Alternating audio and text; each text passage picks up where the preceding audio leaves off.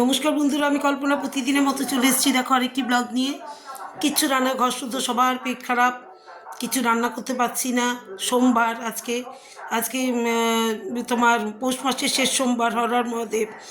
এইবার দেখো আমি কি রান্না করলাম। গরম কটা ভাত করেছি, এই দেখো আলু সিদ্ধ দিয়ে। এই দেখো আলু সিদ্ধ দিয়ে কয়টা গরম গরম ভাত করেছি। আর এখানে একটু তরকারি করে নিয়েছি, কুমড়ো নেই, এমনি গাজর, আলু, হ্যাঁ, একটু শিম বেগুন দিয়ে একটু তরকারি করেছি, নিরামিষ তরকারি। আর এখানে করেছি দেখো ডাল, টমেটো দিয়ে একটু ডাল করেছি। ডাল না হলে ভাত খাওয়া যায় না, যতই পেট খারাপ থাকুক আর সবার যাই থাকুক, পেট খারাপের মধ্যেই ডাল দিয়ে, ডালের জল দিয়ে খাবে। হ্যাঁ, এই দেখো টমেটো দিয়ে ডাল করেছি।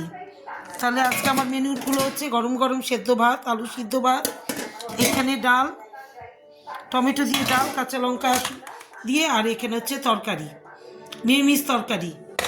আর যেহেতু বাবু নেই, বাবু বাড়িতে নেই, বাবু গেছে সায়েন্স সিটিতে। আজকে ওদের কি প্রোগ্রাম আছে সায়েন্স সিটিতে, সেখানে গেছে। ওইখানেই খাওয়া দাওয়া, লাঞ্চ দুপুরে দিয়েছে ওইখানে, পনির পনির দিয়েছে আর ফ্রায়েড রাইস মিষ্টি দিয়েছে ওখানে ওদের। যার জন্য আমরা তো খাওয়া রান্নার তাড়া নেই, এইমাত্র রান্না শেষ করলাম পুজো দিয়ে উঠে। সকালে হেগে মুতে চতুর্দিকে সব পরিষ্কার করেছি, হেগে মুতে একাকার যাদের পেট খারাপ হয়েছে।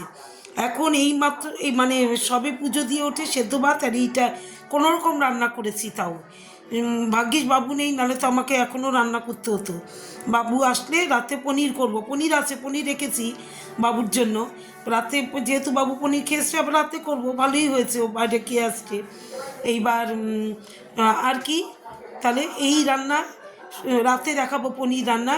তাহলে শুভ দুপুর, সবাই ভালো থেকো, সুস্থ থেকো, টাটা।